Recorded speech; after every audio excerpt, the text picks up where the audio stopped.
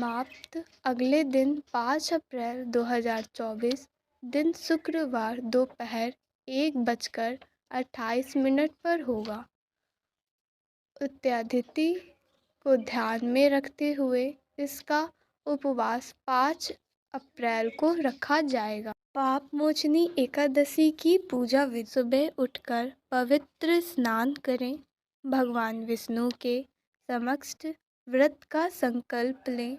इसके बाद अपने घर व पूजा घर को साफ करें। एक चौकी पर भगवान श्री हरि विष्णु और माता लक्ष्मी की प्रतिमा विस्थापित कीजिए। भगवान का पंचामृत को स्नान करवाएं। पीले फूलों की माला अर्पित करें। हल्दी या रोरी चंदन का तिलक लगाएं। विष्णु जी का ध्यान करें। पूजा और तुलसी पत्र सम्मिलित करें। आरती से पूजा को समाप्त करें। पाप मोचनी का व्रत चौथ मास के कृष्ण पक्ष में द्वितीय तिथि यानी 6 अप्रैल 2024 को सुबह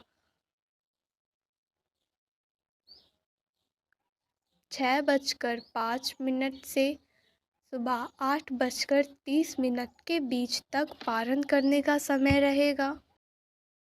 राजा युधिष्ठिर ने बोला कि हे केशव, कृपया करके आप मुझे चौथ मास के कृष्ण पक्ष में आने वाली पाप मोचनी एकादशी के बारे में बताएं।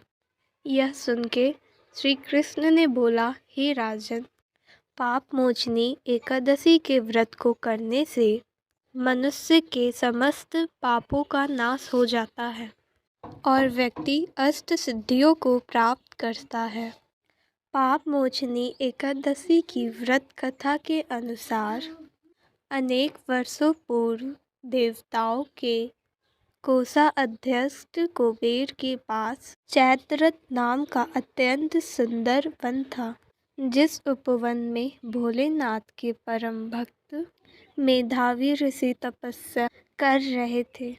अनेक अप्सराओं ने उनका तपस्या भंग करने का प्रयास किया, परंतु वह वो नहीं कर पाई। इसलिए मंजू उषा नाम की एक अप्सरा ने ऋषि की तपस्या भंग करने का निश्चय लिया। मेधावी ऋषि के आश्रम से कुछ दूर वह मधुर वीणा बजाने लगी और गायन करने लगी।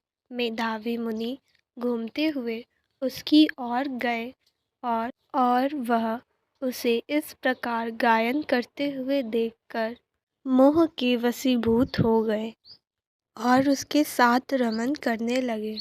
भगवान भोलेनाथ के रहस्य को वो भूल गए हुए और ऐसे ही रमन करते हुए बहुत समय बीत गया। एक दिन मंजू अप्सरा देवलोक जाने के लिए तैयार होने लगी। तैयार होने के पश्चात उसने मुनि से कहा कि हे ब्राह्मण, आप मुझे मेरे देश जाने की आज्ञा दीजिए। तब मेधावी बोले, हे देवी, जब तक सुबेरे की संध्या न हो जाए तब तक आप यहीं ठहरो। तब मंजू ने बोला, हे मुनिवर, ना जाने अब तक कितनी संध्याएं चली गईं। मुझ पर कृपा कर आप बीते हुए समय का विचार कीजिए। तब मंजू घोषा की बात सुनकर मेधावी ऋषि ने बीते हुए समय का हिसाब लगाया। तब उन्हें यह पता चला कि उन्हें इस अप्सरा के साथ 57 वर्ष बीत गए हैं।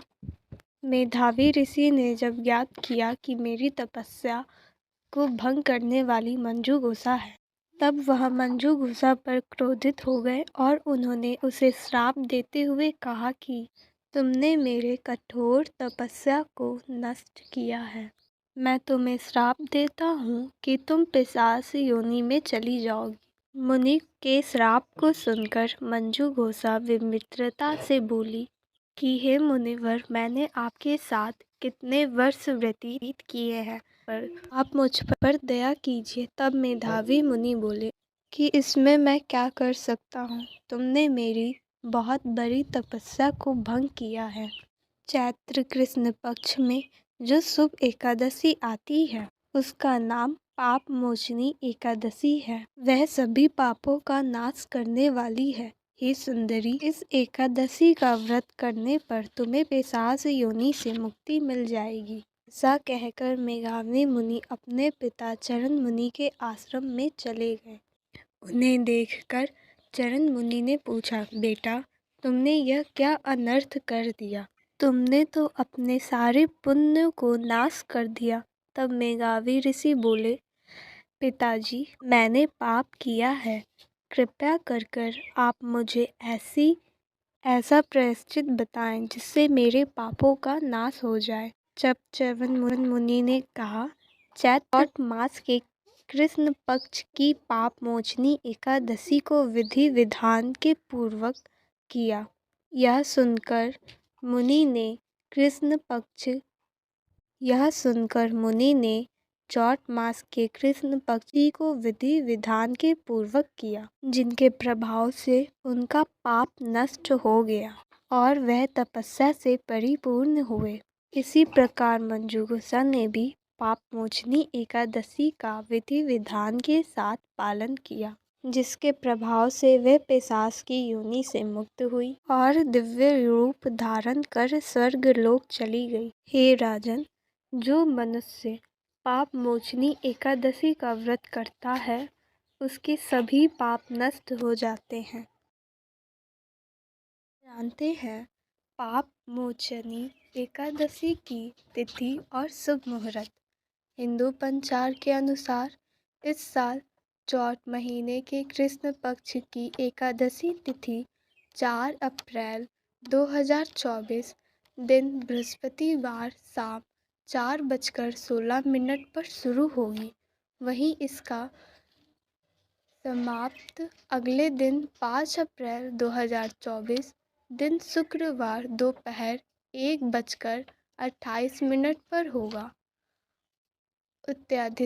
आने वाली 9 अप्रैल से नवरात्रि शुरू है, तो आइए जानते हैं माता रानी किस सवारी पर आ रही हैं और किस सवारी पर जा रही हैं। इससे पृथ्वी पर क्या प्रभाव पड़ेगा। देवी भागवत के इस श्लोक के अनुसार यदि माता का आगमन सोमवार या रविवार को होता है तो माता हाथी पर सवार होकर आती हैं, जिससे पानी की बरसात ज्यादा होती है। यदि माता शनिवार या मंगलवार के दिन आती हैं तो घोड़े पर सवार होकर आती हैं, जिससे युद्ध की संभावना बढ़ती है। यदि माता गुरु और शुक्र को आती हैं तो डोली में सवार होकर आती हैं, जिससे महामारी बढ़ती है। बुधवार के दिन माता का आगमन नाव में होता है, जिससे मनोकामनाओं की पूर्ति होती है। अब इस श्लोक के अनुसार माता का प्रस्थान जानते हैं। यदि माँ रविवार और सोमवार को जाती हैं तो भैंसे पर सवार होकर जाती हैं, जिससे देश में रोग बढ़ता है। यदि माँ शनि और मंगलवार को जाती हैं तो मुर्गे पर सवार होकर जाती हैं, जिससे दुख और कष्ट बढ़ता है। यदि माँ बुधवार और शुक्रवार को जाती हैं तो हाथी पर सवार होकर जाती हैं, जिससे बारिश अधिक होती है। यदि माँ गुरुवार को जाती हैं तो मनुष्य पर सवार होकर जाती हैं, जिससे सुख और शांति मिलती है। तो इस बार माता का आगमन मंगलवार को है, यानी घोड़े पर आगमन है, जिससे युद्ध की संभावना बढ़ेगी। और माता का प्रस्थान इस बार बुधवार को है, यानी